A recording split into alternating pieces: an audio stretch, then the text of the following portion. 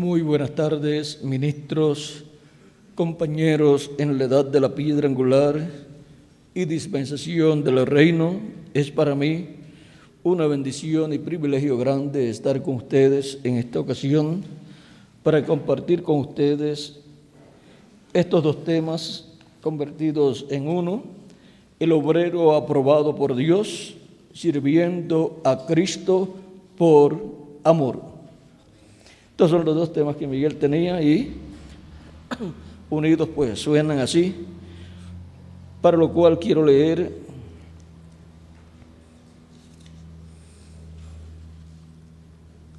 en 2 de Timoteo,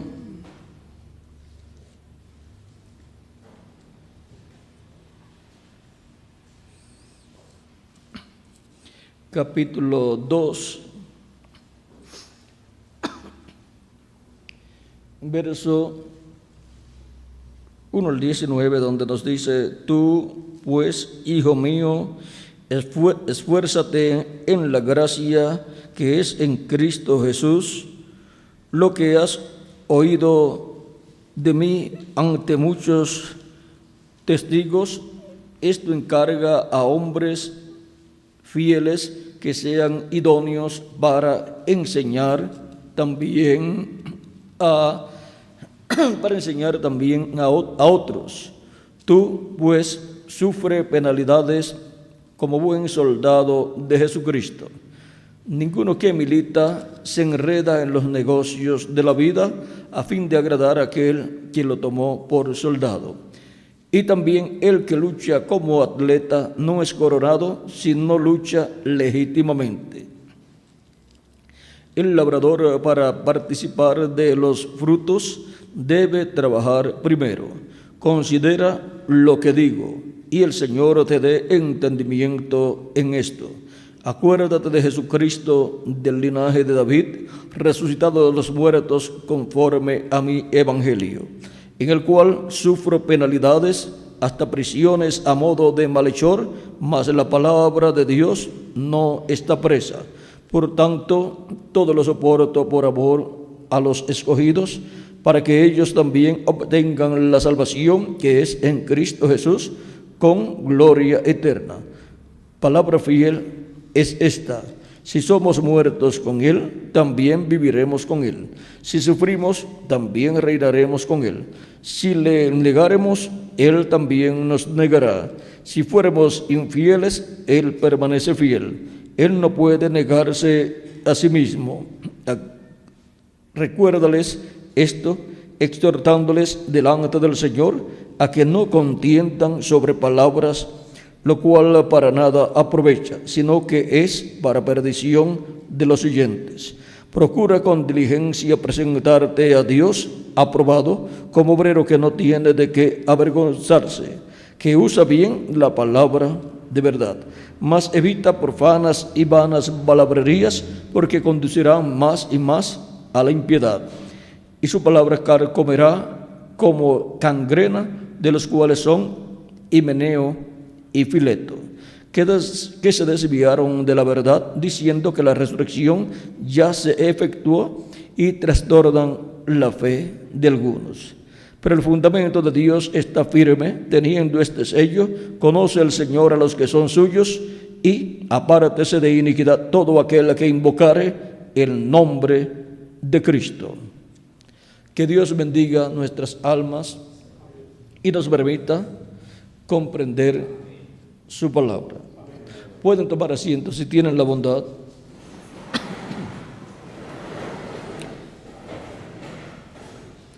Timoteo es un hijo espiritual de San Pablo y está en el ministerio, y San Pablo lo aconseja como a un hijo espiritual y le enseña cómo trabajar en la obra de Cristo, cómo trabajar en favor de todo el cuerpo místico de Cristo y cómo atender la congregación en la cual él está pastoreando. Ahora, San Pablo aquí le muestra cómo debe ser un ministro, el cual trabaje correctamente, evite las discusiones con las personas, porque las discusiones no traen ningún buen resultado. Es necesario que el ministro entienda estas cosas y trate a las personas que vienen para discutir, los trate con cariño y evite discutir con ellos, les muestre, bueno, esta es la forma en que Dios pues nos ha permitido ver, comprender su programa. Si tú lo entiendes de otra forma, no hay problema con nosotros, no hay problema conmigo, tú eres mi hermano, lavado en la sangre de Cristo, eres un creyente en Cristo, por lo tanto, sigue adelante. Aquí tienes estos mensajes, los cuales te pueden ayudar, y así cualquier cosa que tú encuentres en ellos, que no entiendas, si quieres que te lo explique, vienes por aquí, yo te explico, y así pues mantenemos buen compañerismo los unos con los otros, y así con personas que no están en el mensaje mantenemos buen compañerismo sin discusiones. Y entre nosotros mismos pues evitamos discusiones y nos mantenemos sirviendo a Cristo en y con amor divino y dándonos la mano el uno al otro para ayudarnos en todo aquello que podamos ayudarnos, y evitando así enemistades y problemas, un ministro con otro ministro y una congregación con otra congregación. Es muy importante entender estas cosas para que así el cuerpo místico de Cristo siga creciendo hasta donde debe llegar su crecimiento. Recuerden que si una persona es un obrero, tiene que haber una obra donde esté trabajando. Así es en la construcción y así es en la agricultura. Si es un obrero, pues hay una obra donde él trabaja. Y ahora somos nosotros obreros de Cristo porque trabajamos en su obra. Trabajamos en su obra y su obra se lleva a cabo en el cuerpo místico de Cristo, en donde Él está llamando y juntando a sus escogidos y alimentando a sus hijos de edad en edad y preparándolos para lo que Él tiene, que es el todos llegar a la perfección, a la imagen y semejanza de Cristo.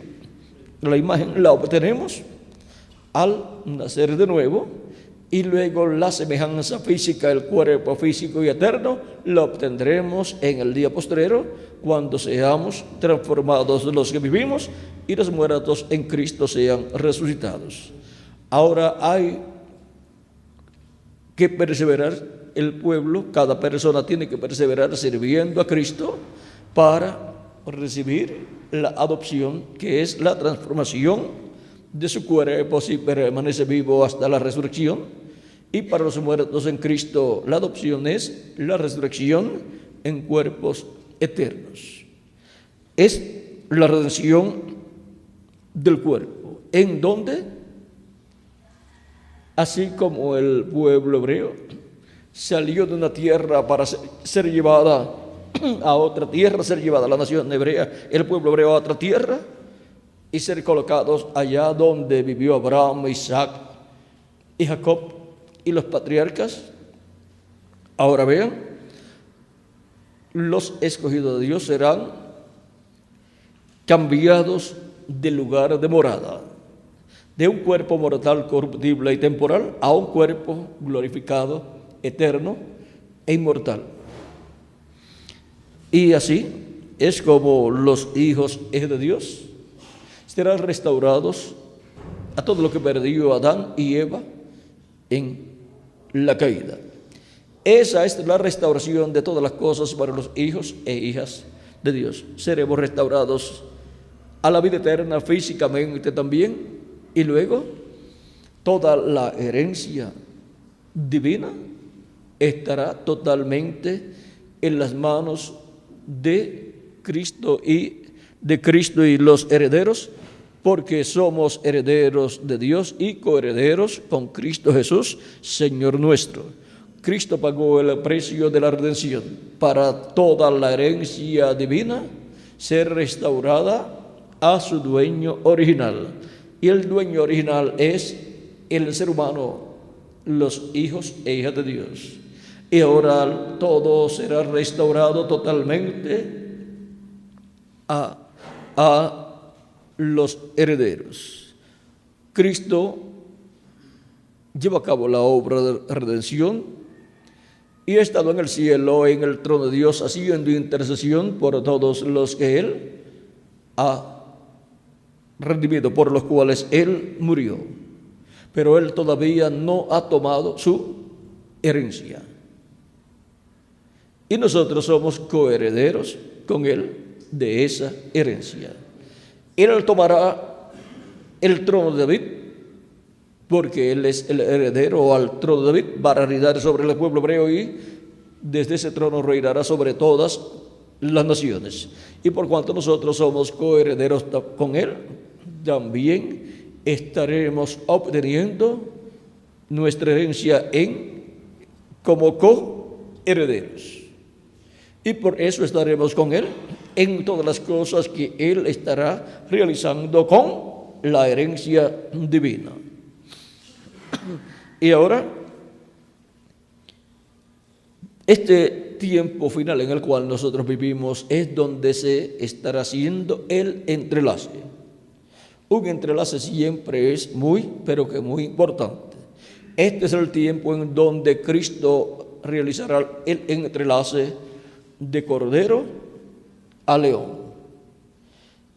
y de sumo sacerdote a juez. Cuando Él estuvo en la tierra 2000 años atrás, vino para llevar a cabo la obra de redención en la cruz del Calvario. Ese fue el propósito. Pero Él no estaba como Cordero de Dios quitando el pecado hasta que no murió en la cruz del Calvario. Pero allí estaba el Cordero de Dios, allí estaba el instrumento que llevaría a cabo esa labor. El velo de carne apareció 33 años antes de llevarse a cabo el sacrificio por el pecado. Cuando llegó el momento para ese sacrificio, allí estaba el hombre donde se cumpliría ese programa de redención. Ahora podemos ver que mientras no sucedía esa parte culminante de la primera venida de Cristo, todavía las cosas de la ley todavía estaban presentes. Vean, Cristo nació, al octavo día fue circuncidado, todo eso conforme a la ley.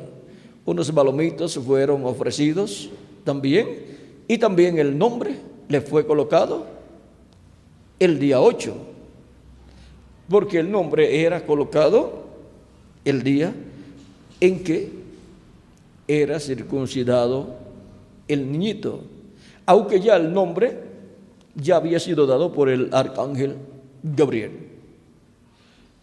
Por eso también es que el nombre nuevo del Señor y el nombre nuevo para la iglesia en el octavo día de edad, que es la edad de la piedra angular, el octavo, ahí es donde se completará el cuerpo místico de Cristo.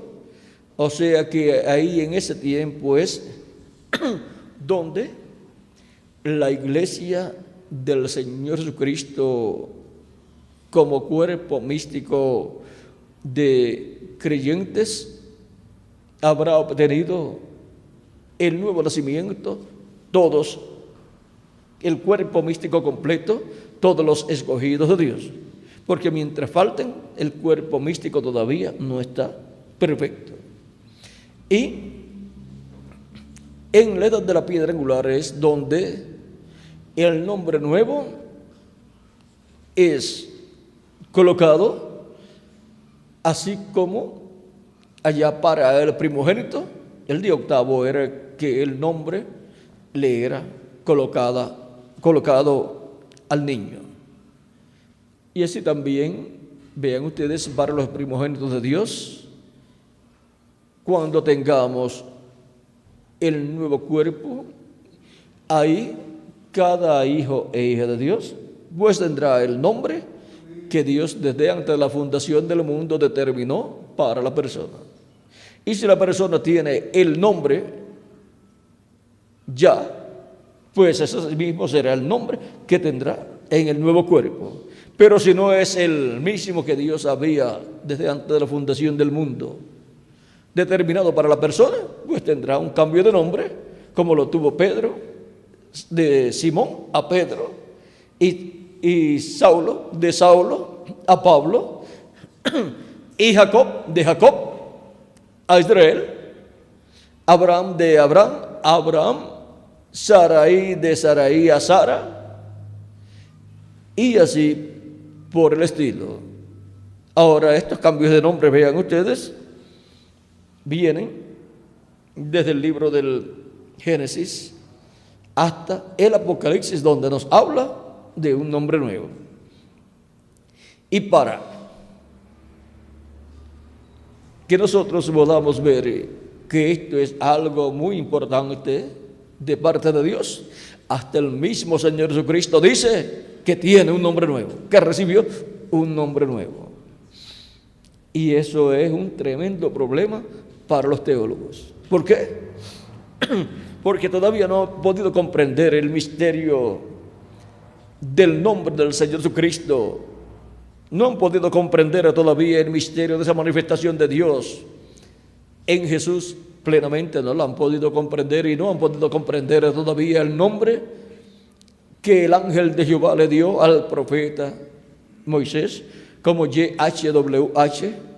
Hay algunas traducciones que colocan YHVH. Hay otras también que colocan JHVH, que es la que el reverendo William Branham pues menciona en el libro de los sellos.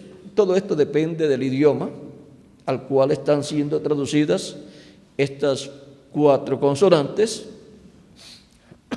Por lo tanto, eso no es ningún problema. Mire, cuando le añaden algunas letras a YHWH, en algunos casos el nombre que lograron sacar le añadieron 2 letras y le quitaron las H, y le añadieron en una ocasión 2 vocales, la A y la E. Y miren ustedes, en una ocasión le colocaron la A la Y, y le colocaron la E a la V, y decía Yahvé. Y luego en otra ocasión le colocaron la E a la Y y la A a la V, y le colocaron entonces las la H, y le colocaron una O también, para decir Jehová. O sea, miren, invirtieron la A, que la habían colocado primero después de la Y, luego la colocaron después de la V, y la E, que la habían colocado después de la V, la colocaron después de la Y. Y aún más, en las traducciones, pues la Y la cambian y colocan una J, pero eso no es ningún problema para decir Jehová. Pero si se va más al idioma donde hicieron todo esto, entonces diría Jehová. Pero no hay ningún problema. Ese misterio estará siendo revelado, dice el reverendo William Branham, en el día postrero, que es el séptimo milenio, en donde el reino de Dios será establecido en este planeta Tierra. Por lo tanto, no hay por qué preocuparse, porque se pronuncia en una forma o en otra forma. De todas formas, ese será el nombre que estará en el reino milenial con el cual Cristo reinará. Y se pronunciará en la forma en que Cristo lo tenga y lo enseñe a su pueblo. Así es que no hay ningún problema.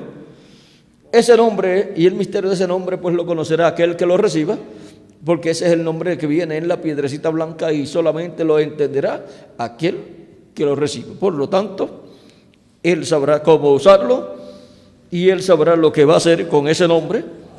Recuerden que para la adopción, por cuanto todo hijo viene en el nombre de su padre, para la adopción, el que va a ser adoptado tiene que tener el nombre de su padre. Si no, no puede ser adoptado. Y por consiguiente, el cuerpo místico de Cristo tiene que llegar a una etapa donde el nombre de Dios esté ahí. ¿Ve? Por lo tanto, el mensajero que va a ser adoptado con la parte del cuerpo místico que estará viva en ese tiempo, que será adoptada, pues tendrán ese nombre en ese tiempo. Por lo tanto, no hay problema. Ahora miren ustedes el por qué.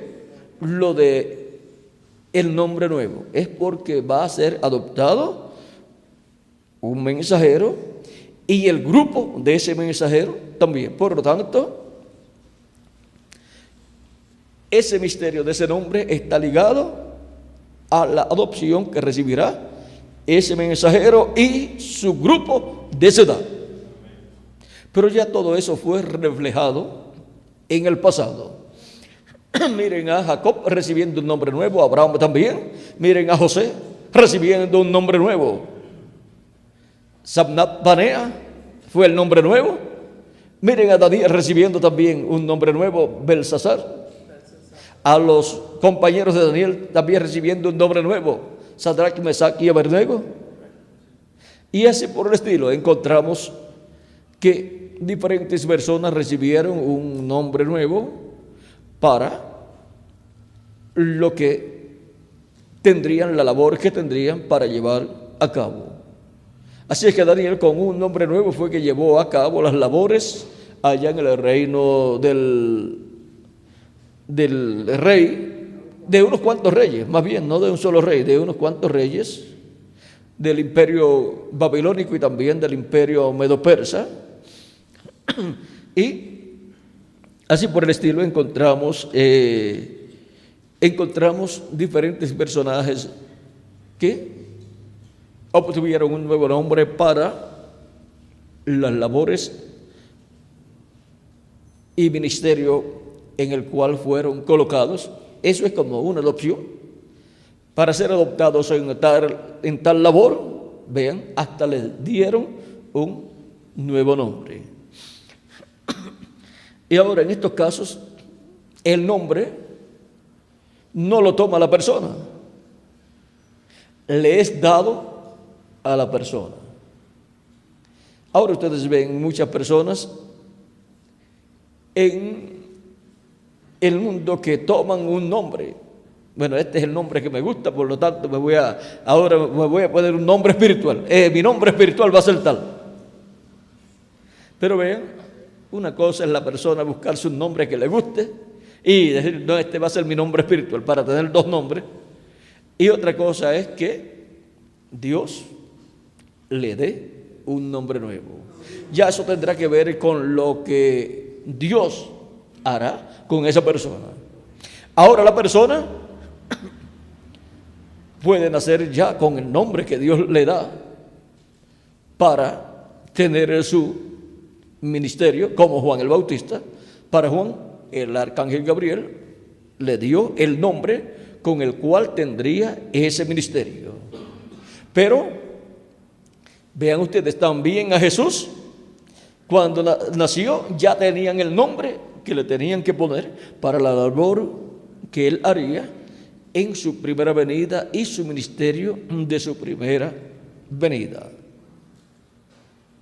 Pero vean ustedes, ese nombre humano que le fue dado, ese mismo nombre lo tenía Josué.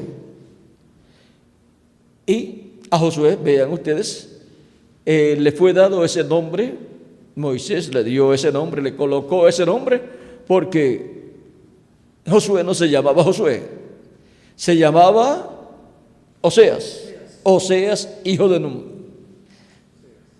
Y ahora, el nombre que es usado por Josué, por Oseas, hijo de Nun, vean, fue el discípulo de Moisés, del cual Moisés no tuvo quejas ni criticó a Moisés en ningún momento. Vean, o sea que su posición y su trabajo brazo a brazo con Moisés no tiene fallas como el de Aarón. El de Aarón tuvo 2 fallas o 3, las cuales pues le costaron sufrimientos grandes cuando les hizo el becerro de oro y cuando criticó a Moisés por el color de la piel de la esposa de Moisés. Ahora vean ustedes, criticar a Moisés, criticar a la esposa de Moisés era criticar al mismo Moisés, y por consiguiente Dios tomaba en cuenta eso. Y en esa crítica, miren, no solamente el color de la piel de la esposa de Moisés, sino que también la parte ministerial. No ha hablado Dios también por nosotros, no solamente por Moisés. Dios solamente habla por un hombre, por un mensajero, para esa edad o para esa dispensación. El mensaje viene a un solo hombre. Dios no ha hablado por más de uno en una edad o en una dispensación. La revelación divina siempre viene por uno solo. Y cuando la gente dice, no, que es que yo también estoy recibiendo revelación, es que yo estoy como Aarón y como Miriam aquí, porque Dios también está hablando por mí. Es por un solo hombre. Y cuando las personas tratan de coger la palabra y darle su propia interpretación, no tomar el mensaje que Dios da para una edad y añadirlo, quitarle y decir, no, esto no significa eso que estamos viendo aquí, eso significa otra cosa. La revelación de Dios para cada edad, por el mensajero de cada edad, significa lo que fue dicho. Es Dios interpretando lo que Él tenía para esa edad o dispensación. Por eso es que no se le puede ni quitar ni añadir al mensaje que Dios da por el mensajero de cada edad. No lo podemos arreglar a nuestro gusto. Ya viene en esa forma para producir aquello para lo cual ha sido enviado. Si se le añade o se le quita, no produce el mismo efecto. Por lo tanto, es como una semilla. La semilla viene como es. Si una persona le añade o le quita, lo que ha hecho es un producto híbrido, una semilla, hibridó esa semilla. Por lo tanto, el producto que va a obtener es un producto híbrido. No está en el original de Dios.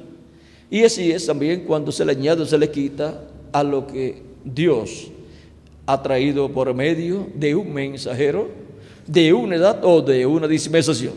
Luego se produce o se obtiene un producto híbrido. Y un producto híbrido no es el producto que Dios desea para una edad o para una dispensación. Él no quiere hijos híbridos, sino que quiere hijos genuinos. Así es que vean ustedes el por qué no se le puede ni añadir ni quitar. Y la gente le añade o lo quita colocándole sus propias interpretaciones. Miren lo que pasó con los grandes teólogos del tiempo en que nació Jesús. Ya tenían un sinnúmero de explicaciones, interpretaciones que habían dado grandes sabios hebreos, y ellos decían, no, así como está explicado aquí por el doctor fulano de tal, el rabino fulano de tal, o el sumo sacerdote fulano de tal, es que Dios va a cumplir esa promesa. No la había cumplido y ya ellos estaban explicando cómo Dios la iba a cumplir. Y cuando Dios cumplió la promesa de la venida del precursor de la primera venida de Cristo, ellos tenían muchas explicaciones. No, que será Elías, será literalmente Elías, porque dice la Escritura que Dios enviará a Elías. Y si dice que enviará a Elías, tiene que ser Elías. Y como él se fue en un carro de fuego, pues tiene que aparecer en un carro de fuego. No puede nacer de una mujer, porque ya nació y se fue. Tiene que venir un carro de fuego.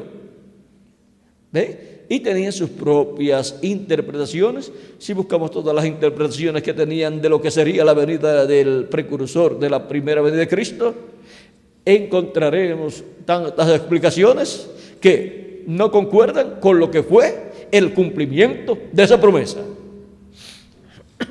Y ahora Juan el Bautista aparece, y cuando aparece Juan el Bautista, los grandes sabios de aquel tiempo, de los cuales Dios había ocultado todas esas cosas que él estaba cumpliendo, podían decir, nosotros esperamos a Elías para que le prepare el camino, y este se llama Juan. Pero el ángel o arcángel Gabriel había dicho que le pusieran por nombre Juan. Al que vendría con el espíritu y virtud de Elías le pondrían por nombre Juan, porque el velo de carne no era el profeta Elías, y por lo tanto le podían poner otro nombre, y el nombre lo dio el arcángel Gabriel, el cual lo trajo de Dios. Y ahora el ministerio sería el ministerio de Elías. Por lo tanto, cuando se hablaba de Juan el Bautista, depende de qué se estaba hablando. Si era el ministerio, Jesús lo llamó y dijo, él es aquel Elías que había de venir. Pero cuando se hablaba de Juan como persona, ya entonces se mencionaba Juan el Bautista, este profeta de Dios.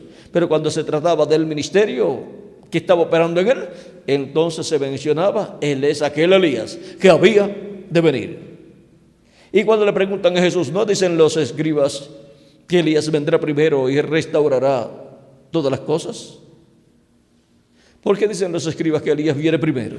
Y ya los discípulos tenían al Mesías allí y no se habían dado cuenta que ya Elías había venido. Y Jesús ya le había hablado en el capítulo 11 de San Juan que ya Elías estaba allí y era Juan el Bautista. Él es aquel Elías que había de venir. En San Juan capítulo 11, verso 14 lo dice, y en el capítulo 17, San Mateo capítulo 11, verso 14, Jesús dice, él es aquel Elías que había de venir.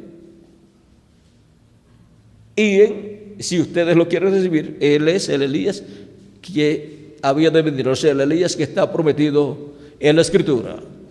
Y luego en el capítulo 17 de San Mateo, luego de bajar del monte de la transfiguración, donde habían visto a Elías y a Moisés, ahora preguntan los discípulos, porque los escribas están diciendo que Elías tiene que venir primero y después el Mesías.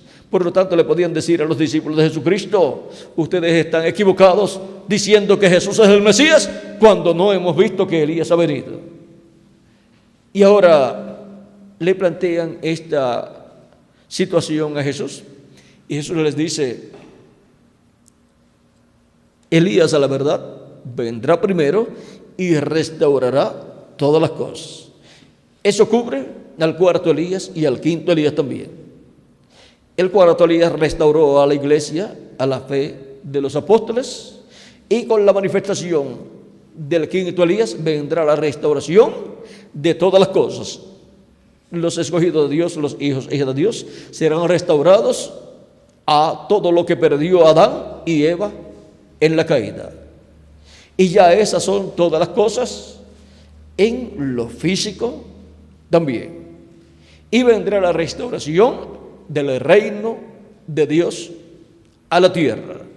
Y vendrá la restauración del reino y del trono de David. Y así también vendrá la restauración de Israel. Porque Israel será restaurado como nación y como reino, con un rey, el hijo de David, con el trono de David siendo restaurado. Ahora ven ustedes cómo estaba escondido todo esto de los ojos de los sabios y de los entendidos, pero cumplido en una forma tan sencilla que no podían creer la gente que Juan el Bautista era realmente el Elías que estaba prometido en la Escritura. Pero Jesús dijo que lo era, y el arcángel Gabriel también dijo que lo era. Así es que vean, estos dos personajes dijeron que Juan el Bautista era el Elías que había de venir, y si ellos no lo sabían, ¿quién otra persona lo iba a saber?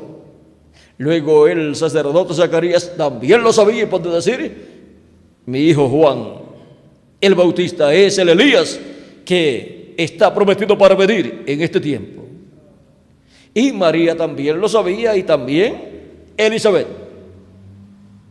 No sabemos acerca de la vida de Juan el Bautista y Jesús en esos años antes de comenzar el ministerio. Muy poco se sabe, pero cuando estemos en el reino milenial, allí vamos a saber si Juan y Jesús, cuando eran niños y jovencitos, se llegaron a ver y hablaron y jugaron juntos, porque eran parientes. Elizabeth y María eran parientes. Y si cuando María estaba embarazada y estaba embarazada de Elizabeth, María visitó a Elizabeth, luego cuando nacieron los niños y cuando ya estaban más grandes, probablemente se visitaron, y Jesús a lo mejor jugó con Juan el Bautista. Y si Juan el Bautista, cuando llegó María y Juan el Bautista estaba en el vientre de Elizabeth y escuchó la voz de María, brincó en el vientre de su madre, ¿cuánto más si llegaron a estar juntos? Cuando niños y cuando jovencitos, probablemente brincaba jugando con Jesús.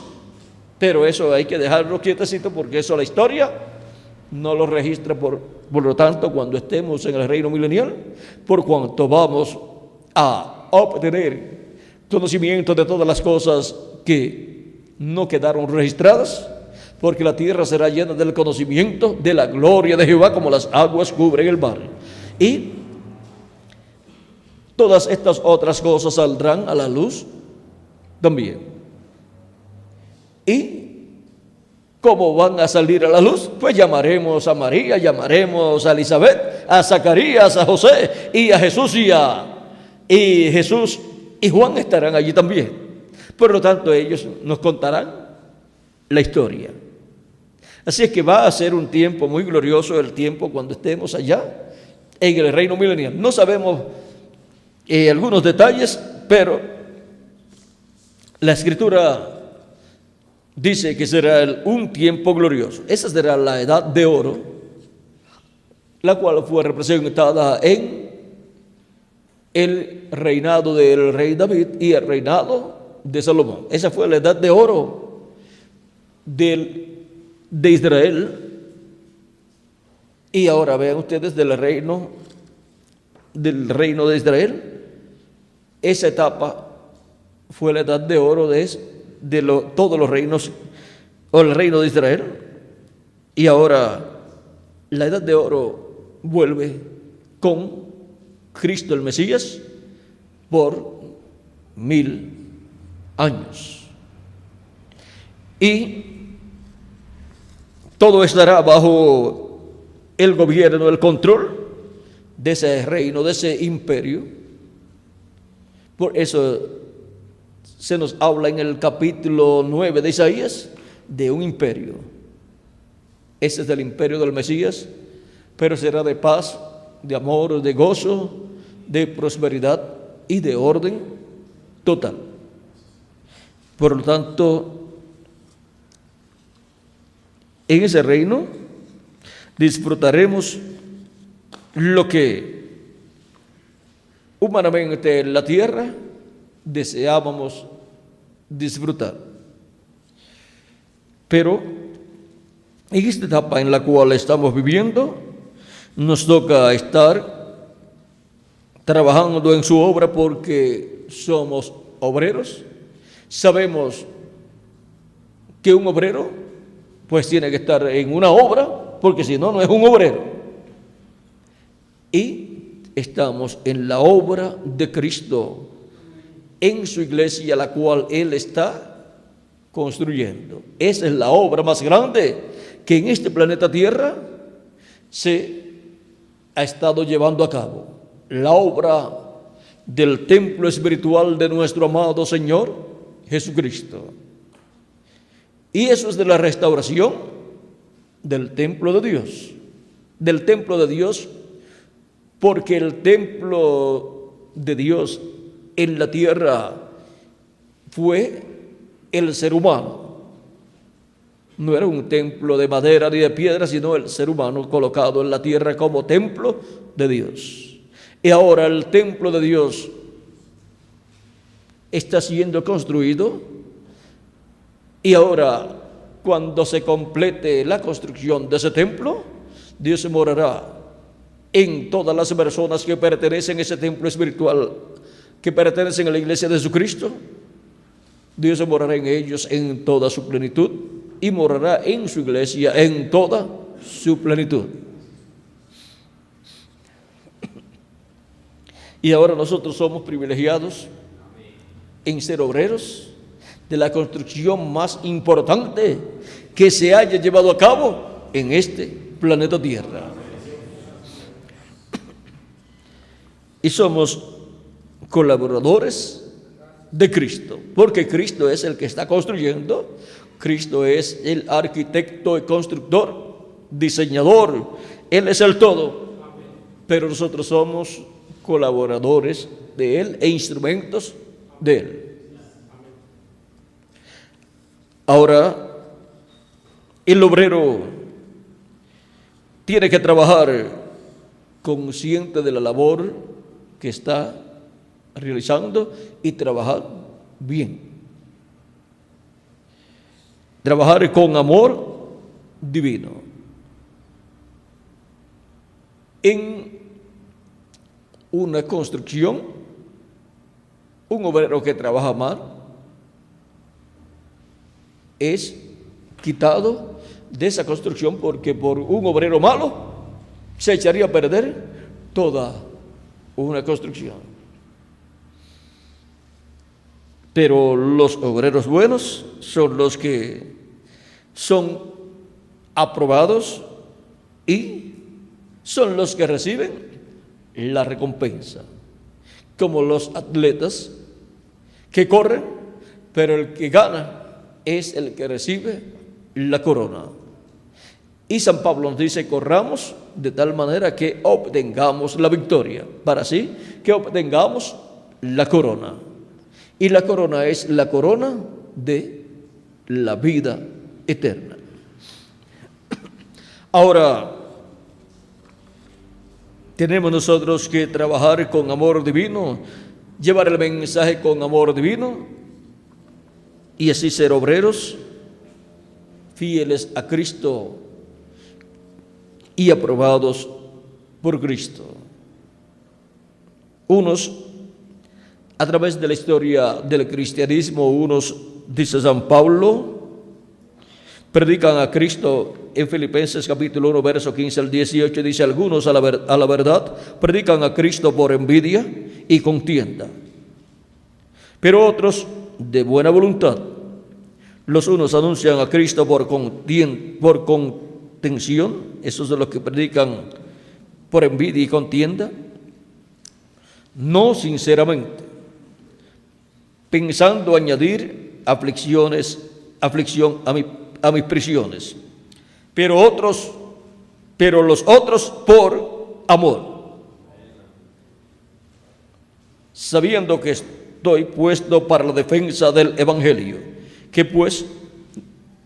que no obstante, de todas maneras, o por pretexto o por verdad, Cristo es anunciado, y en esto me gozo y me gozaré aún.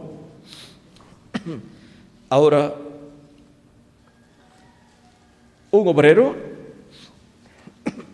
debe predicar no por contender, no por discusión, sino por amor. Amor a Cristo, amor a su obra, amor a su palabra, amor a la verdad. Y así mantener la paz entre su congregación y las demás congregaciones y todos los hermanos.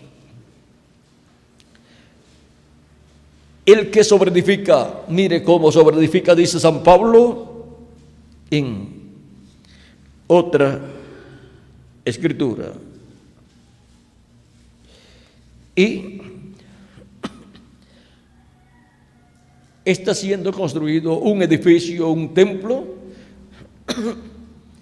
del cual Cristo es el arquitecto, el ingeniero y constructor, y nosotros, obreros suyos, en esa obra que Él está llevando a cabo. Y cuando quede totalmente terminada esa obra, será una obra perfecta. Será la iglesia perfecta del Señor Jesucristo, que habrá llegado a la estatura de un varón perfecto, y los miembros de esa iglesia como individuos habrán llegado a la estatura de un varón perfecto, a la estatura de Cristo, y todos estaremos a imagen y semejanza de nuestro amado Señor Jesucristo. Así es que trabajemos con amor divino en la obra de Cristo como obreros aprobados por Dios. Recuerden que esa obra que se está llevando a cabo es como cuando Moisés construyó el tabernáculo y como cuando Salomón construyó el templo. Y ahora Cristo está construyendo un nuevo templo. Y Cristo es el que tiene los planos, así como Moisés tenía los planos, los cuales le fueron revelados, dados por Dios, allí en el monte Sinaí. Y luego Salomón tenía los planos para la construcción del templo y los recibió de parte de su padre David.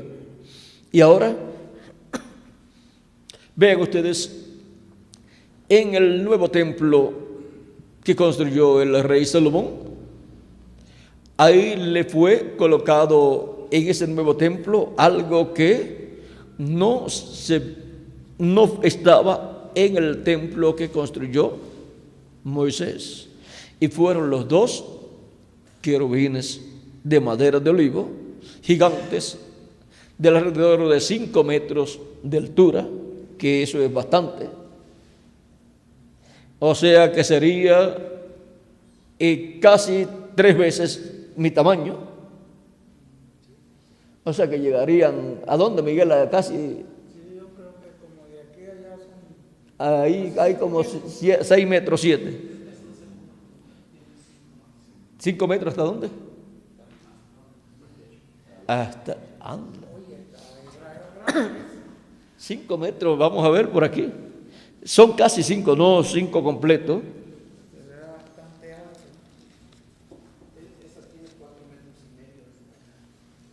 pues 4 metros y medio, yo creo que son 4 metros y medio, así que hasta allá arriba, y el 4 metros y medio a 5, porque de alto eran 10 metros, vamos a ver, era cuadrado el lugar. Primera de Reyes, capítulo 6. Todavía estoy buscando información sobre esos querubines, aunque ya sabemos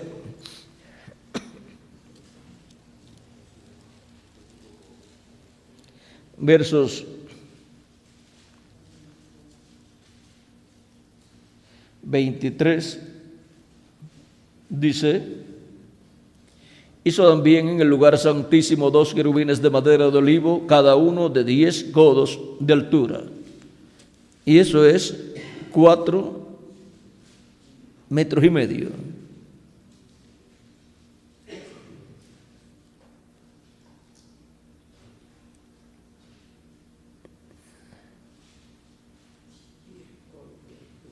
Diez codos, y si busca por ahí, por cuanto un codo son como 10 y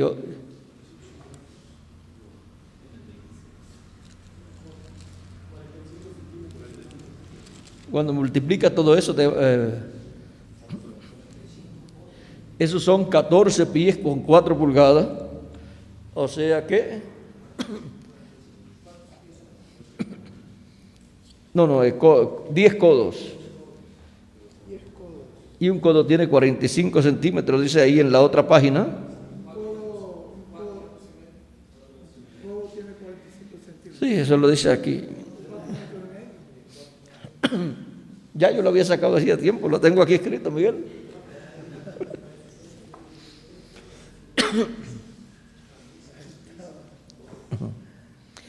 La mitad. Así es que el lugar santísimo, el alto era 2 veces este alto, y de ancho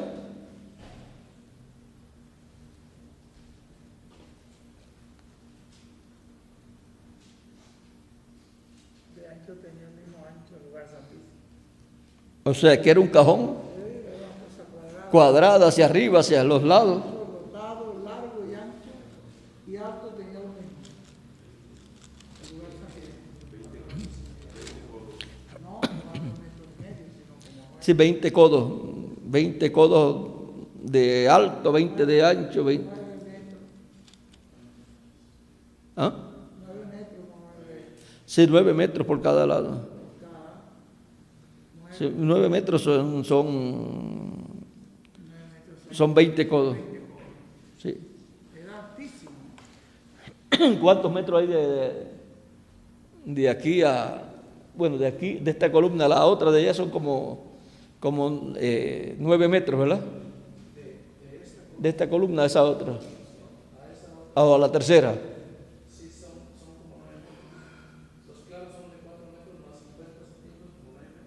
De columna a columna hay cuántos metros.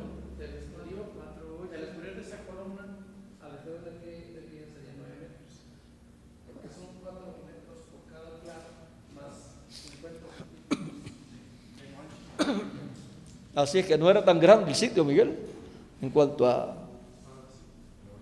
De aquí esto tiene más de... 8 metros, de aquí a allá. De esta pared a esta, 8 metros. ¿Y de esta columna a qué columna? A la tercera. No, pero se ve muy corto de ahí a allá y de acá a acá.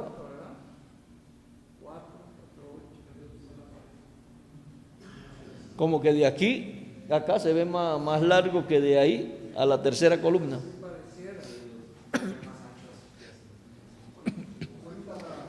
Pero no hay problema, no se ve.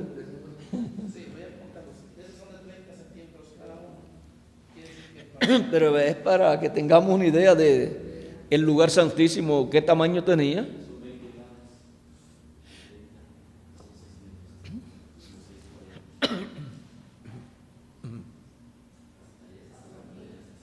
Ahora sí. Ahora Pedro, ahora sí. Ahí sí. Ahí llegamos.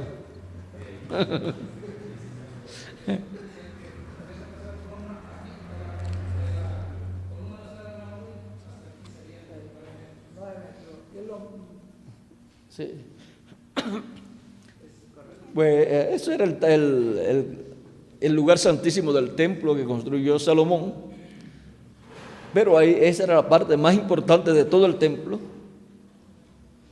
Y ahí pues, en adición, pues fue colocado los dos querubines de madera de olivo.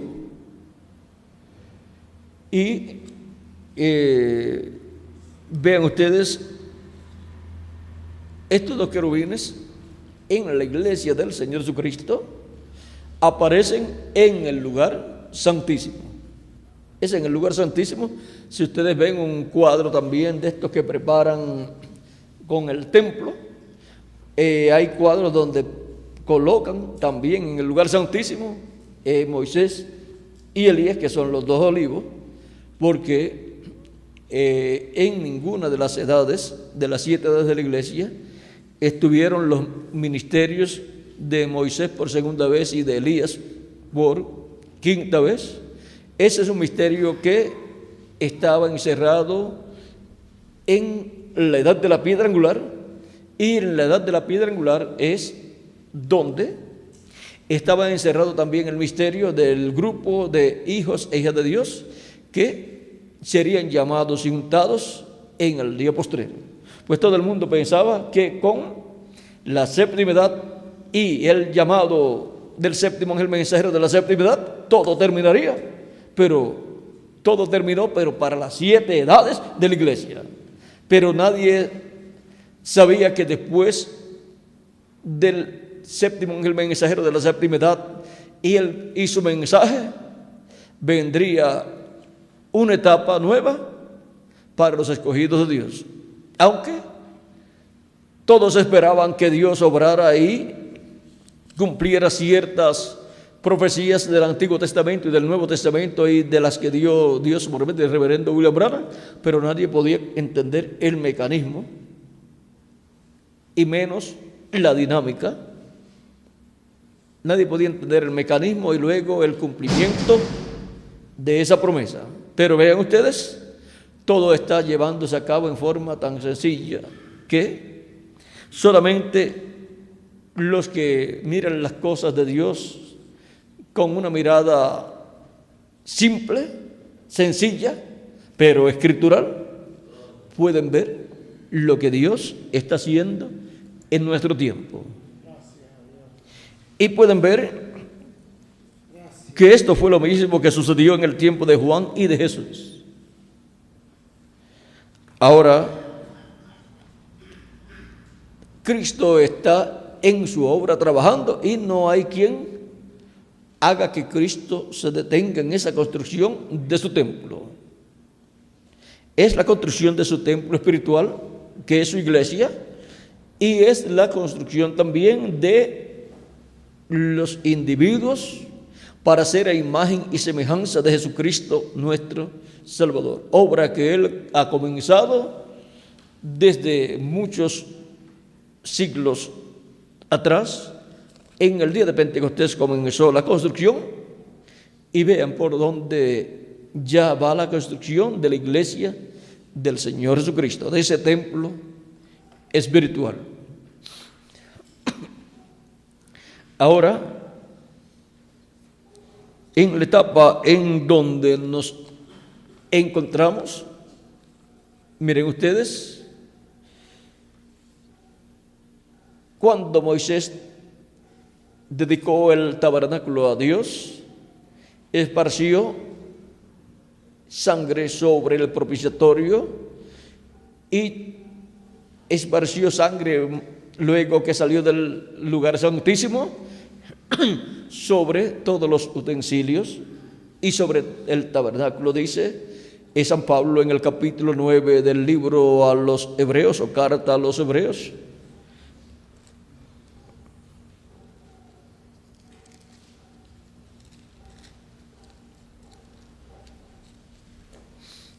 dice,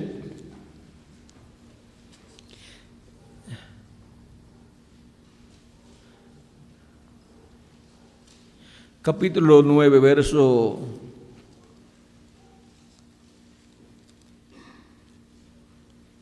18 en adelante, dice, de donde ni aun el primer pacto fue instituido sin sangre, porque habiendo anunciado Moisés todos los mandamientos de la ley a todo el pueblo, tomó la sangre de los becerros y de los machos cabríos con agua, lana escarlata e hisopo, y roció el mismo libro y también a todo el pueblo.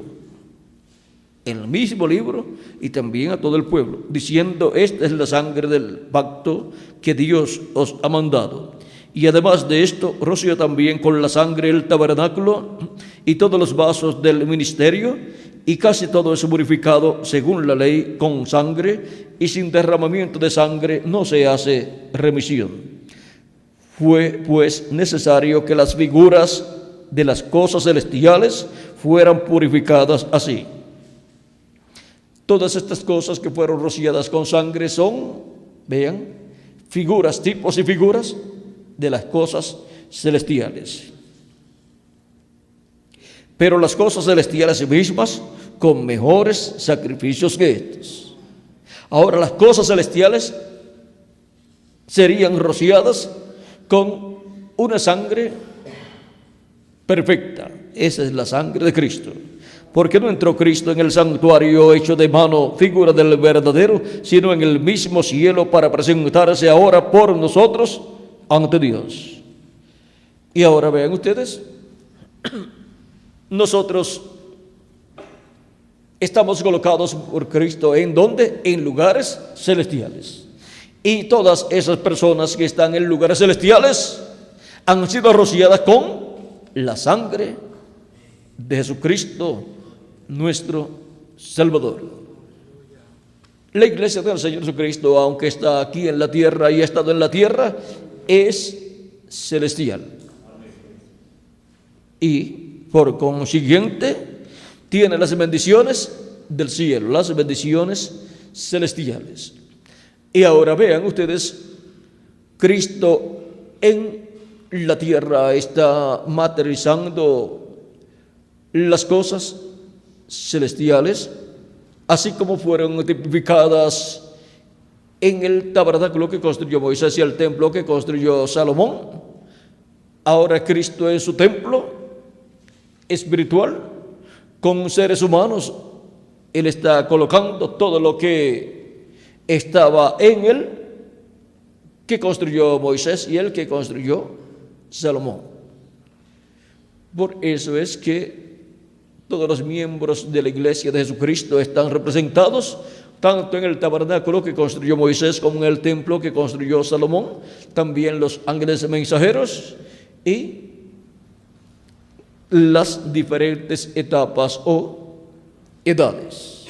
Por eso, miren, en el cielo ustedes ven 24 ancianos sentados en 24 tronos. Y ahora, esos son los 24 ancianos que han estado en la tierra, los cuales son los 12 patriarcas y los 12 apóstoles. Y ahora vean ustedes, los vemos en el cielo, pero todo eso ha estado materializándose ¿dónde? Aquí, en la tierra. Y lo que vemos en el cielo se manifiesta en la tierra. Y ahora todo lo que está en el cielo, Cristo en su templo espiritual lo tendrá. Y por eso es que en la tierra, en el reino milenial, tendrá Cristo su templo espiritual, su iglesia. Y ahí estará reflejado, manifestado todo lo que está en el cielo. Por lo tanto, ya no se necesitará un templo como el de Salomón, ni un templo como el de, o tabernáculo como el de Moisés. Cristo es el que tiene el reino y el que tendrá su templo también. O sea que nadie podrá decir, no, tenemos que construir un templo acá de piedra. El dueño de ese reino es Cristo, y Él es el que establecerá la clase de templo que Él tendrá. Y vean ustedes, en el templo, para que la misericordia de Dios estuviera, tenía que estar la sangre ser colocada en el lugar santísimo el día 10 del mes séptimo de cada año. Y se tenían que llevar los sacrificios a cabo durante todo el año también. Y ahora en el templo del Señor Jesucristo estará la sangre del Señor Jesucristo, con la cual Él nos ha limpiado. Ven, así como Moisés esparcía la sangre en el lugar santísimo sobre el propiciatorio y después en todo el templo y el pueblo también, ahora encontramos que en ese templo espiritual, la iglesia de Jesucristo, ha sido esparcida la sangre del Señor Jesucristo. Por lo tanto, ahí tendremos el templo para el reino milenial, la iglesia del Señor Jesucristo. Y ahí tendremos la sangre, porque ya no estará en el cielo, estará ahí, porque con esa sangre fuimos nosotros limpiados de todo pecado. Vean, estamos bajo la sangre del nuevo pacto, bajo la sangre de nuestro amado Señor Jesucristo. Ahora vean ustedes, cuando ya no haya sangre arriba en el cielo, vean ustedes dónde estará la sangre de Cristo. En su templo, en su iglesia. Ya no estará en el templo allá arriba en el cielo, sino que estará en el templo de Jesucristo, que es su iglesia. Por eso es que en ese templo espiritual, en su iglesia, que estará en el reino milenial, ahí es donde Cristo estará en su iglesia y con su iglesia. Y desde ahí saldrá la gobernación o el gobierno de su reino, y desde ahí saldrá la misericordia también para pueblos, naciones y lenguas, porque ya no sale del trono que está en el cielo, porque ya allá no hay sangre, pero en su iglesia estará, porque es su templo que Él tendrá aquí en la tierra. Y ahora, por cuanto la administración del planeta Tierra se estará llevando a cabo desde ese templo y desde ese reino que Cristo tendrá en la tierra, lo que sea hecho en ese templo por Cristo, porque Cristo está obrando en su iglesia y con su iglesia, será aprobado por Dios desde su templo celestial, desde su trono. ¿Ven? La representación entonces del templo celestial, la representación del trono de Dios, estará ¿dónde? En la iglesia del Señor Jesucristo, con el Señor Jesucristo manifestado en ella, y el trono de David será la representación del trono de Dios. La representación del trono de Dios en la tierra será el trono de David, donde Cristo estará, y con él estará el vencedor sentado en su trono. Ahora podemos ver que hay grandes bendiciones de parte de Dios para la raza humana bajo ese glorioso reino milenial. Y hay grandes bendiciones para todos los que hayan trabajado en la construcción de la obra que Cristo está llevando a cabo, que es la construcción de su templo, de su iglesia, para reinar con Cristo en el reino milenial. Ahora, muchas personas piensan que habrá necesidad de construir un templo físico donde se llevan a cabo sacrificios Y entonces el sacrificio de Cristo, ¿para qué sirvió? Sería volver a la ley, porque no hizo nada la gracia. Hay un nuevo orden. Y miren, por cuanto los redimidos por la sangre de Cristo son reyes y sacerdotes, son los que ministrarán como sacerdotes. Y ahora, si le dan a un sacerdote de la ley que ministre en un templo, pues dice, pues hay que construir un templo y tráigame acá unos animalitos, porque tengo que ministrar con sangre y sacrificios de animalitos, porque así es en la ley. Pero ahora miren ustedes, en la dispensación de la gracia ya no hay un templo literal como el de Salomón o como el de Moisés. Y ahora, si le dan a un sacerdote que ha sido redimido por la sangre de Cristo y ha sido hecho sacerdote y también rey para que ministre, no va a decir tráigame acá animalitos y construyan un templo para ministrar conforme a cómo se ministra en la ley, para establecer de nuevo la ley. No, tenemos la sangre del nuevo pacto. Y bajo la sangre del nuevo pacto es que se ministra en el programa divino luego de la dispensación de la ley.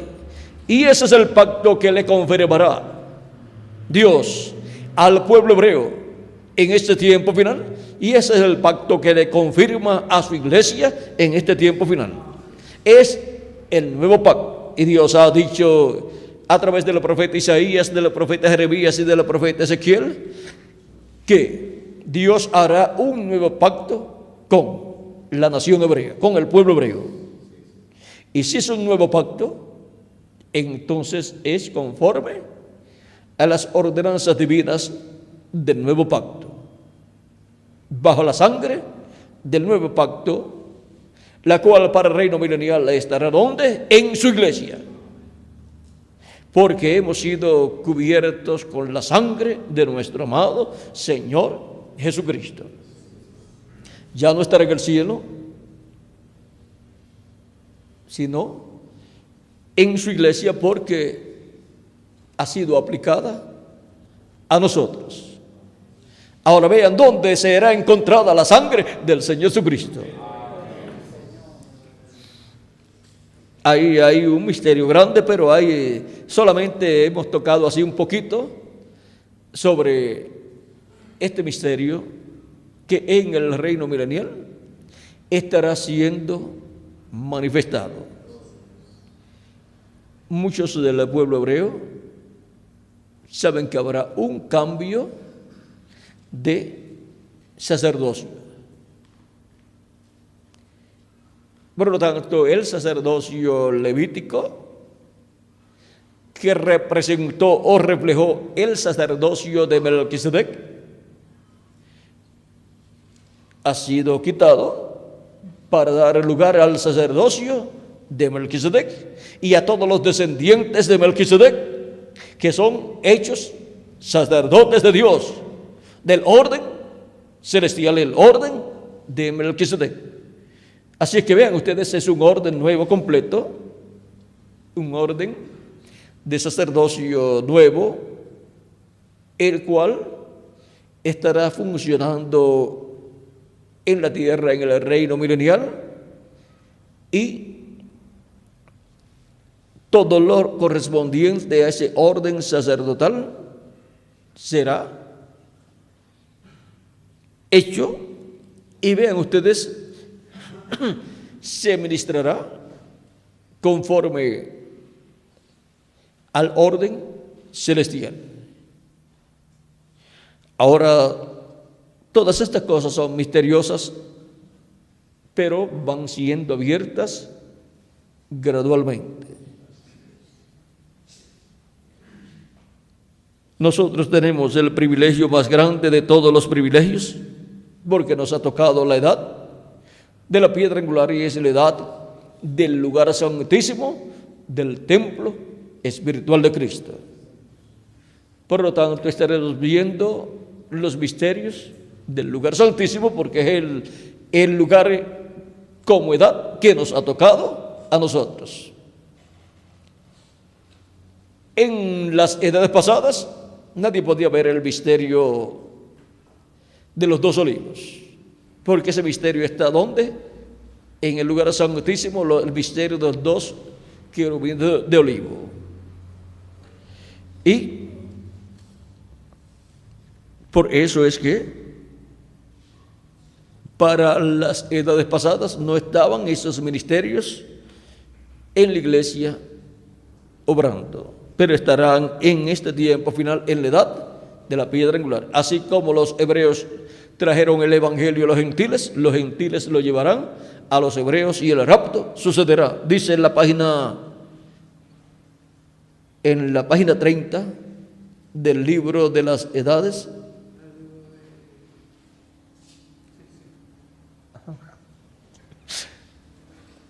Sí, el libro de las edades, página 30, vamos a leerlo para que lo tengan ahí grabadito.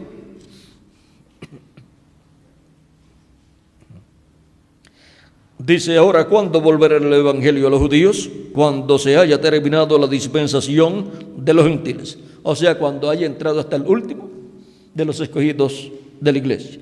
El evangelio está listo para volver a los judíos. O si tan solo les pudiera decir algo que está a punto de suceder hoy, en nuestro día. Esta cosa que va a suceder recorrerá hasta Apocalipsis 11 y aquellos dos testigos, aquellos dos profetas, Moisés y Elías, trayendo el evangelio de nuevo a los judíos. ¿Quién llevará el evangelio a los judíos? Moisés y Elías. Estamos listos. Todo está en orden.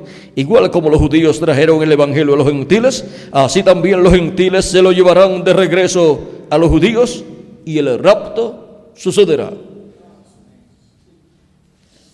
Y ahora vean cómo los gentiles llevarán el evangelio a los judíos: por medio de los dos olivos, por medio de Moisés y Elías, los cuales estarán, esos ministerios de Moisés y Elías, manifestados en la edad de la piedra angular, en el entrelace dispensacional. Ahora, vean dónde estamos nosotros, en el cuerpo místico de Cristo, y estamos trabajando ahí, en esa etapa. Esa es una labor de terminación. Labor de terminación es labor de obreros de terminación, que es la clase de obrero que más saben de construcción y principalmente de las terminaciones. Un obrero de terminación es diferente a un obrero que lo que sabe es tomar la pala y coger la piedra y la arena y echarle el cemento, y echarle en un balde y echársela a una columna. El obrero de construcción sabe todo eso. El obrero de terminación sabe todo eso, pero sabe mucho más de eso. Sabe de toda la construcción y sobre todo la forma en que debe quedar terminado todo el trabajo. O sea, es un obrero muy detallista. Conoce todos los detalles que debe tener la construcción. Y el obrero del día postrero es, en la obra de Cristo, obrero de terminación, porque son los obreros con los cuales se lleva a cabo la terminación del cuerpo místico de Cristo. Y Cristo es el que dirige toda su construcción. Él es el ingeniero, arquitecto y constructor.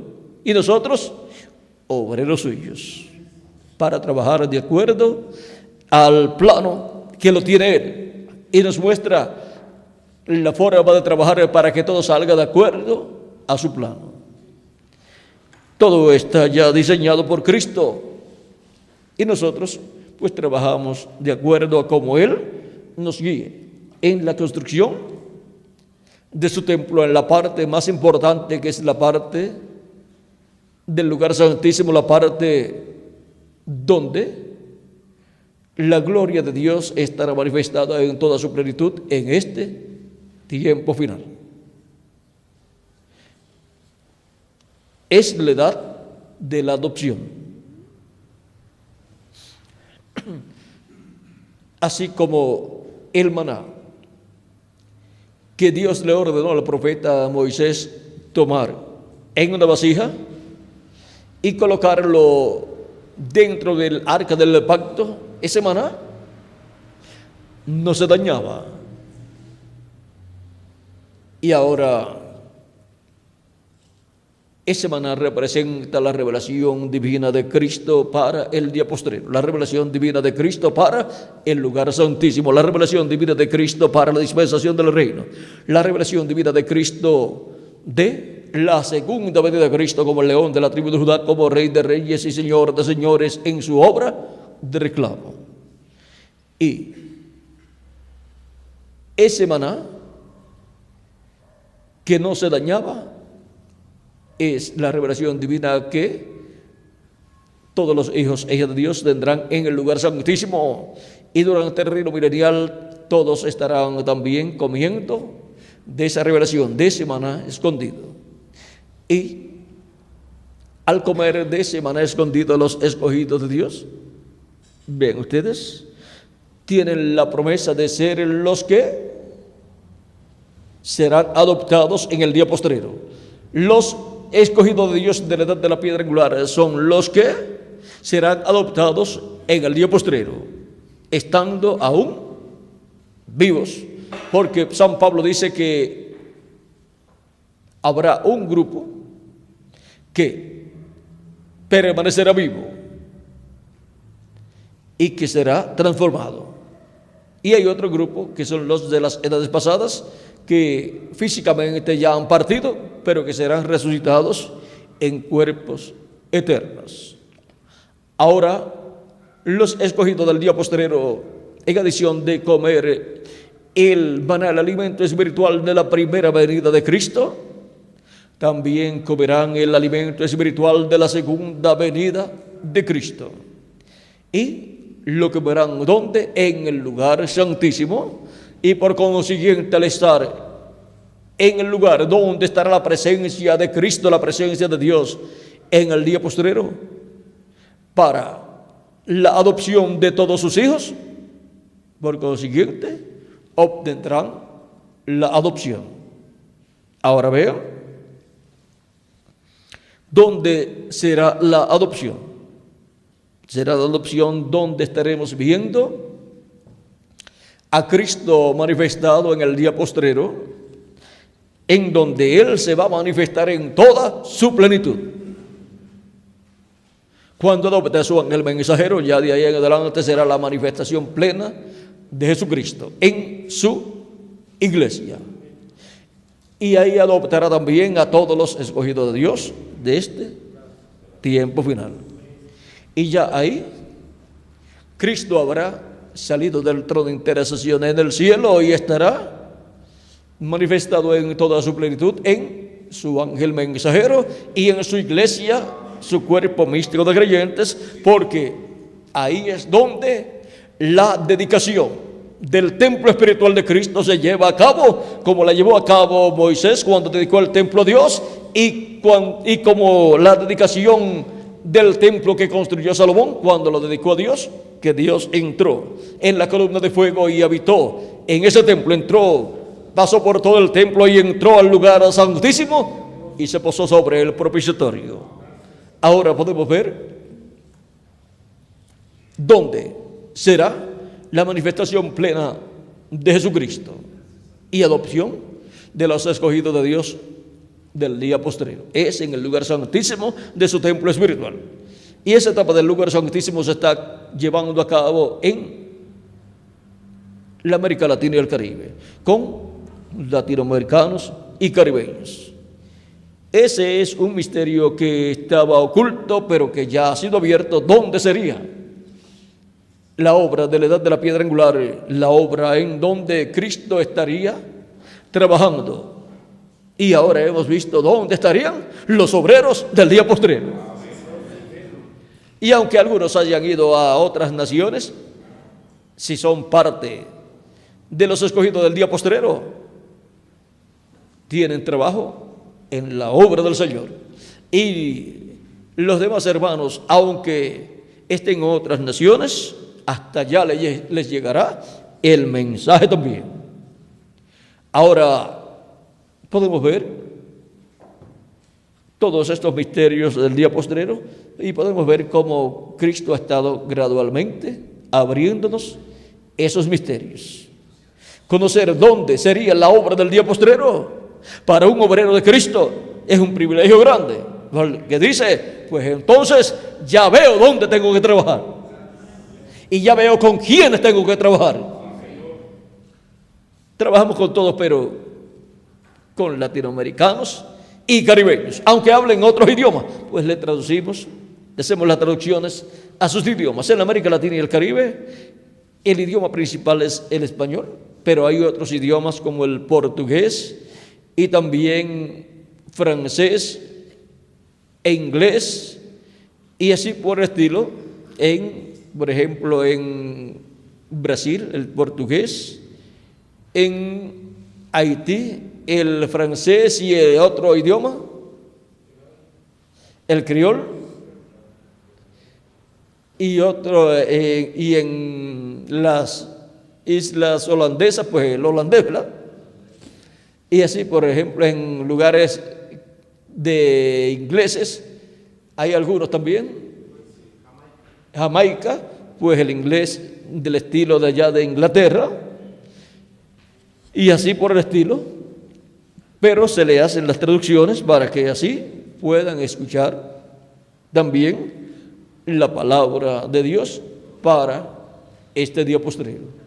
Y de la América Latina y el Caribe, pues sale el mensaje para todas las naciones, porque la tierra va a ser llena del conocimiento de la gloria de Jehová como las aguas cubren el mar. O sea que va a ser llena del conocimiento de la segunda venida de Cristo, como león de la tribu de Judá, como rey de reyes y señor de señores en su obra de reclamo. Ahora faltan todavía cosas por ser cumplidas.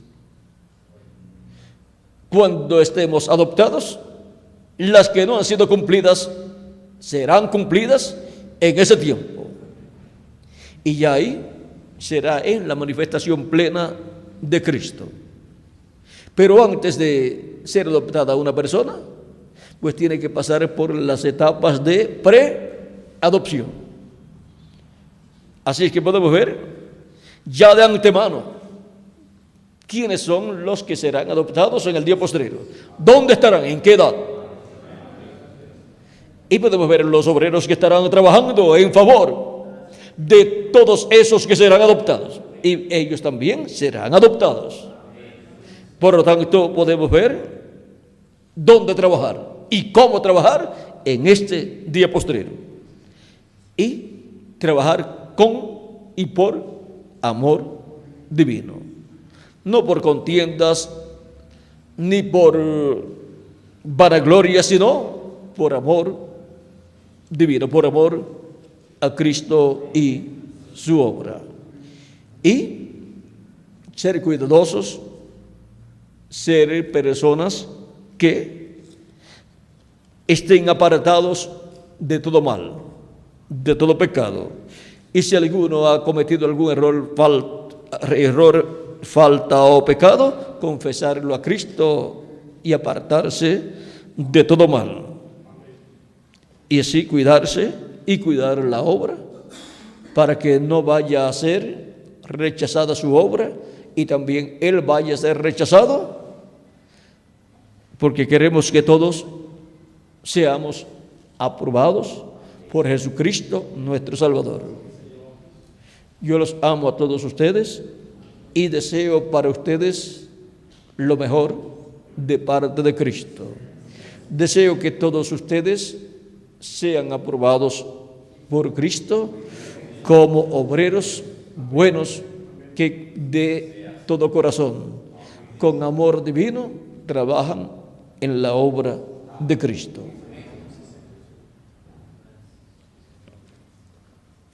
Ha sido para mí un privilegio grande estar con ustedes en esta ocasión, dándoles testimonio del obrero aprobado por Dios,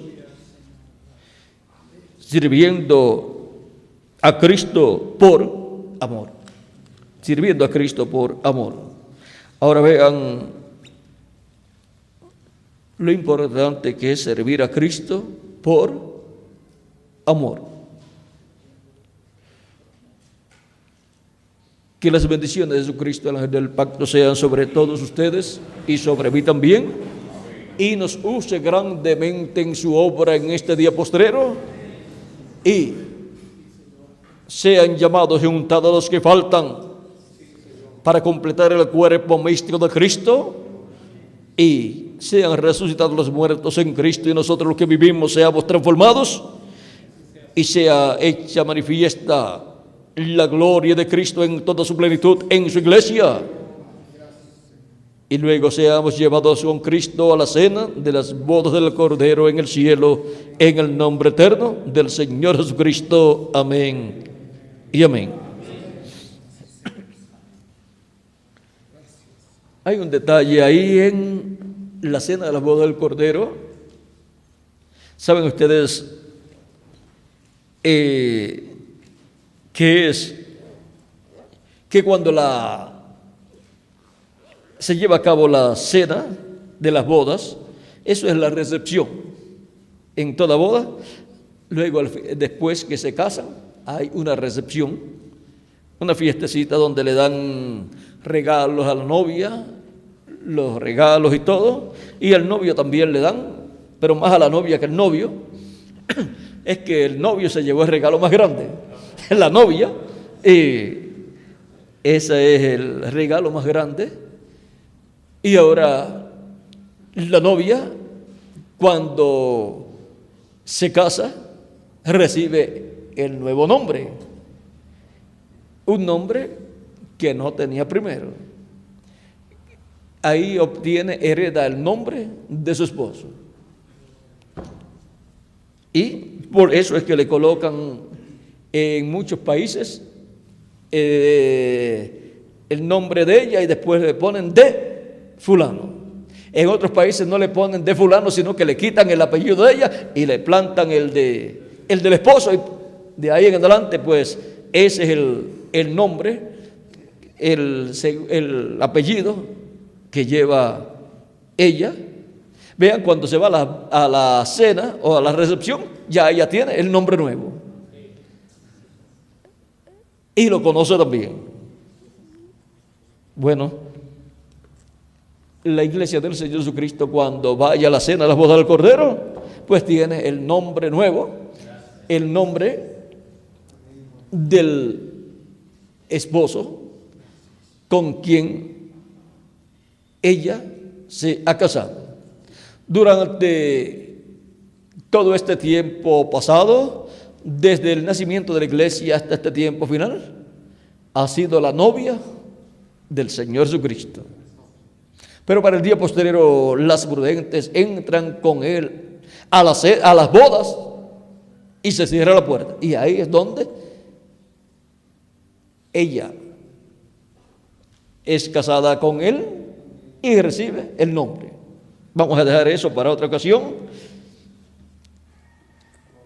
Y vean ustedes, ya cuando nos vayamos a la cena de las bodas del Cordero, lo del nombre nuevo, así como Cristo recibió un nombre nuevo, vean ustedes, también la iglesia recibe un nombre nuevo. Y vamos a dejar eso quietecito ahí.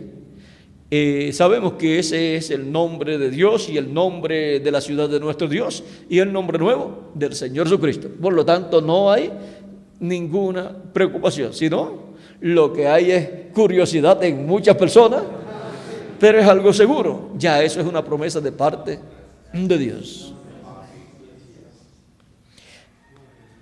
Y en el templo, en el lugar santísimo, era que estaba el nombre de Dios, porque ahí era la manifestación de Dios sobre el propiciatorio. Y en el sumo sacerdote, en la frente llevaba escrito el nombre de Dios. Así es que vean ustedes, todo enfoca hacia el lugar santísimo, porque el sumo sacerdote era el único que podía entrar y ministrar en el lugar santísimo.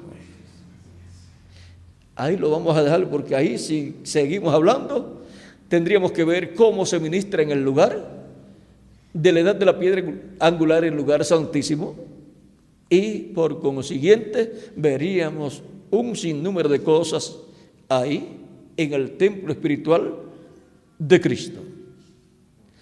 Vamos a dejarlo ahí quietecito. Ven ustedes, Cristo estando allá en el lugar santísimo, en el trono de Dios. Ven ustedes, tiene un nombre nuevo, y es para la edad del lugar santísimo que el nombre nuevo es manifestado en el día posterior en la iglesia del Señor Jesucristo. Todo está ligado al nombre nuevo, en el lugar santísimo, tanto del templo que está en el cielo como del templo que construyó Salomón y el templo que construyó Moisés. Y el templo del Señor Jesucristo también. Pero dice Apocalipsis, y el hermano Branham, déjeme ver aquí, tengo algo aquí. Si lo encuentro rapidito se lo estoy, ya que tocamos eso ahí.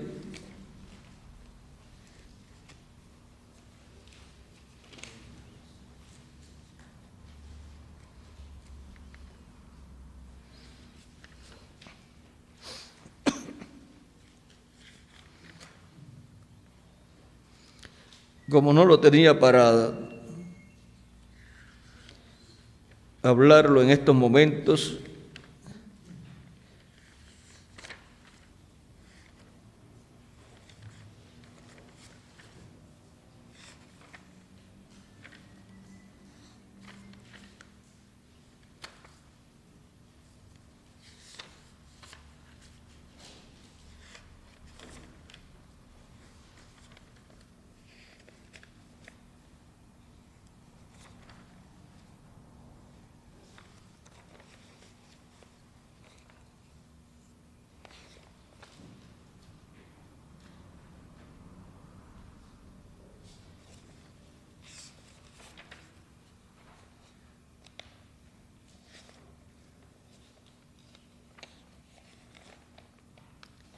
es un lugar donde el reverendo William Branham, cuando nos menciona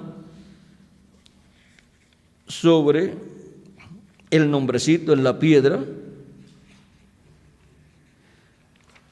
él nos dice: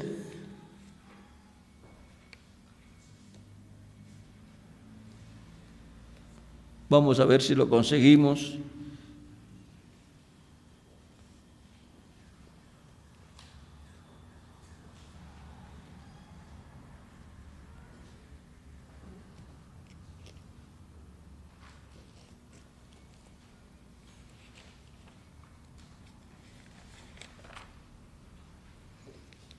Página 46, verso 394 dice: y escribiré sobre él mi nombre nuevo.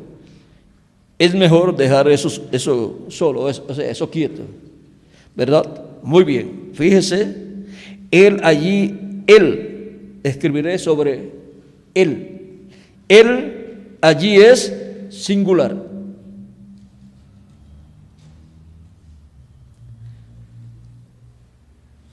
No sobre ellos, sino sobre él.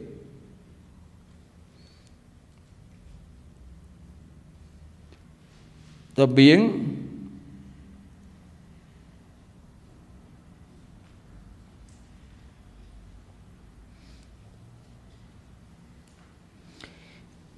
en la 44, verso 379 dice: y en la piedra estaba un nombre que nadie sabía sino el que lo recibió.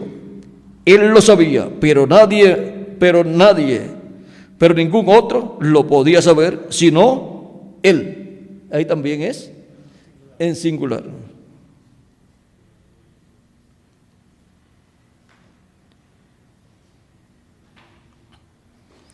Y en esa misma página 44, verso 377, dice cuando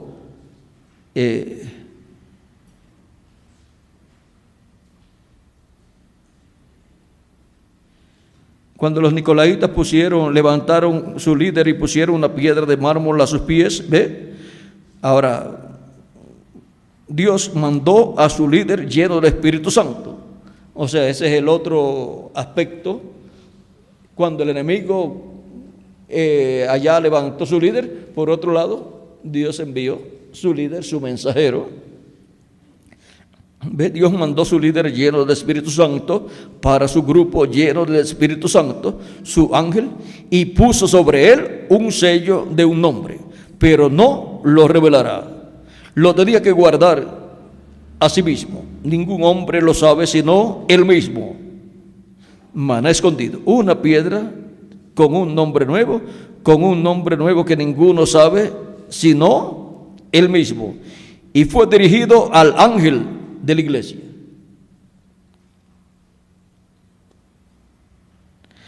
Ahora vean todo lo que nos dice ahí.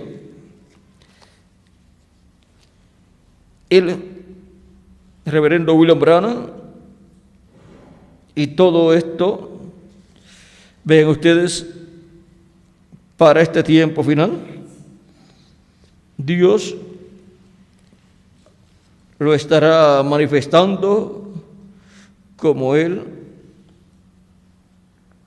ha prometido para su pueblo. Bueno, hemos visto aquí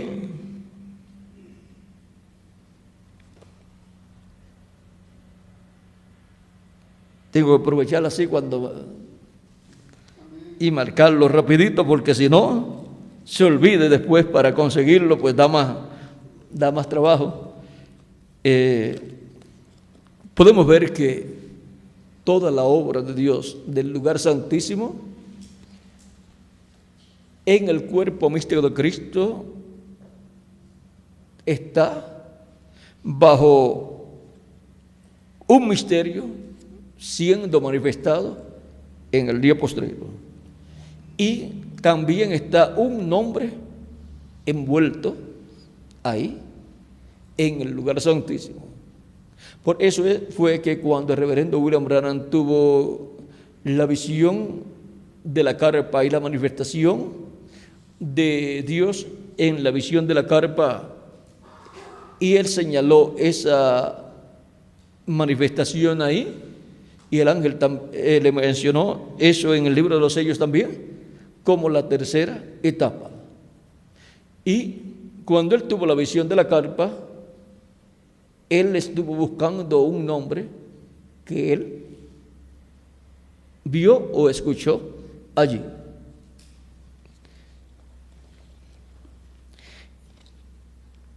Vamos a ver, uno toca un poquito por un de esto y si uno no quiere dejarlo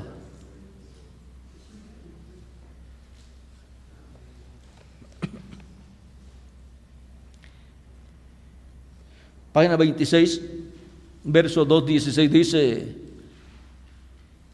está hablando de la carpa, dice, así que parece quizás yo continuaré adelante hasta quizás que la carpa empiece o lo que sea que Él ha escogido para principiar a declarar su nombre en una manera nueva.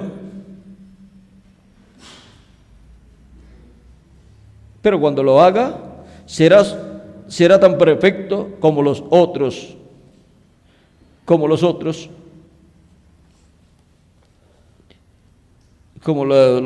otras etapas. Pero miren, más abajo en el verso 2:18 dice, Dios no puede enviar un avivamiento hasta que tenga al hombre en forma para recibirlo. Y antes que nosotros podamos tener este avivamiento, Dios tiene que llamar fuera y entrenar al hombre Dios entrena al hombre para llevar su mensaje. Vamos a ver qué página. La página 40 también.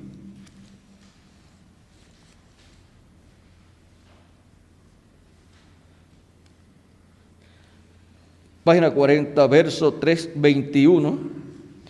Ese verso comienza en la página 39 y continúan en la página 40. Es donde él narra la visión de la carpa y donde estuvo viendo todas esas maravillas y milagros. Y luego, mira,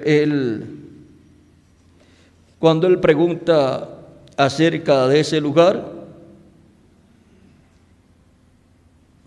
él dice: yo no entiendo ello allí, o sea, eso allí dentro. Y fíjese, él es siempre escritural. Él dijo que no dijo el Señor: cuando ores, no seas como los hipócritas que les gusta hacer espectáculo público. Dijo: entra en tu cámara y cuando lo hagas, cierra la puerta. No nos habla de que una puerta va a ser cerrada. Ayer hablábamos de una puerta. Luego ora a tu Padre que ve en secreto, y el que ve en secreto te recompensará en público. Y él dijo: ¿tú recuerdas ese nombre que buscabas esa vez que soñaste de ello? Así es que el ángel le había mostrado un nombre. ¿Tú recuerdas ese nombre que buscabas esa vez que soñaste de ello? Y yo dije: sí. Y yo dije: sí. Él dijo: yo te encontraré allí esa vez, y no será un espectáculo público. Ahora, ¿por qué le mencionará ese nombre que buscaba él? Cuando soñó de la visión de la carpa, vean ustedes, después estaba buscando un nombre, de seguro lo vio allí, en la visión de la carpa, porque él entró a ese cuartito pequeño. Y ahora ven ustedes en el lugar santísimo, sobre el propiciatorio, estaba el ángel de Jehová. Y del ángel de Jehová, ¿qué dijo Dios? En Éxodo capítulo 23, versos 20 al 23. Oye su voz, no le seas rebelde, porque él no perdonará vuestra rebelión, porque mi nombre está en él. Y ahora ven ustedes, escribiré sobre él el nombre de mi Dios. Por lo tanto, ahí hay un nombre para la manifestación de esa tercera etapa, donde en el lugar santísimo del templo espiritual de Cristo. Y ahora ven ustedes, para la administración en el lugar santísimo, el sumo sacerdote llevaba el nombre en su frente escrito también. O sea que el lugar santísimo, vean ustedes, envuelve un sinnúmero de cosas importantes en el programa divino que tienen que estar ahí para poderse manifestar Dios y poderse cumplir todo lo que ha sido prometido. Así es que en el lugar santísimo habrá un ministerio, y ese ministerio será adoptado, y estará ahí también el nombre del Señor, del ángel del pacto, y estará ahí cumpliéndose todo lo que vio el reverendo William Branham en la visión de la carpa. Él, cuando vio la visión de la carpa, él no era el que estaba ministrando, y los milagros estaban sucediendo. Bueno, vamos a dejar eso ahí quietecito, porque ahí todos los misterios de Dios, los grandes misterios de Dios, las grandes revelaciones de Dios y grandes misterios de Dios para el día postrero están dentro del lugar santísimo. Por lo tanto, tienen que en nuestra edad ser manifestados. y gradualmente dados a conocer a la iglesia del Señor Jesucristo. Así como los misterios de la primera venida de Cristo estaban en la edad de la piedra angular, que fue la edad en la cual Él se manifestó allá. Y ahí lo vamos a dejar quietecito, porque allá estaba hasta el nombre de redención, en la edad de la piedra angular de 2000 años atrás. Bueno, ahí lo dejamos quietecito porque tendríamos que entrar en detalles, muchos detalles, y nos tomaría mucho tiempo, y también tendríamos que explicar muchas cosas, pero gradualmente lo van a escuchar en diferentes mensajes. Todo lo que Dios tiene para nuestra edad gira alrededor de y para la adopción de los que estamos vivos y de los que han partido en las edades pasadas. Sin nuestra edad, ninguna de las edades pasadas puede llegar a la perfección. Y la iglesia tampoco puede llegar a la perfección como cuerpo místico si no tiene la edad de la piedra angular. Bueno, que Dios le bendiga, que Dios le guarde, y muchas gracias por vuestra amable atención. Y con nosotros nuevamente Tirso y Miguel para continuar.